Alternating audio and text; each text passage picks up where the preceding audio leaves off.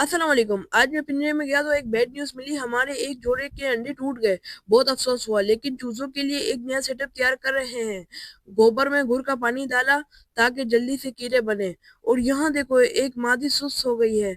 पता नहीं क्या सीन है। और यार, लोग कबूतरों के साथ कैसा जुल्म कर रहे हैं। लकड़ी से बांध कर डंडा मार रहे हैं, और ये बिल्कुल गलत है। फिर हमने गोबर में दाना भी डाल दिया ताकि और जल्दी कीड़े बने। माशाल्लाह, सब कबूतर मजे से दाना पानी पी रहे हैं। और फाइनली सारा गोबर निकाल दिया ताकि और ज्यादा कीड़े बने। और हाँ, एक नया कबूतर भी आया था। पूरे व्लॉग का लिंक डिस्क्रिप्शन में है, जाके देखो।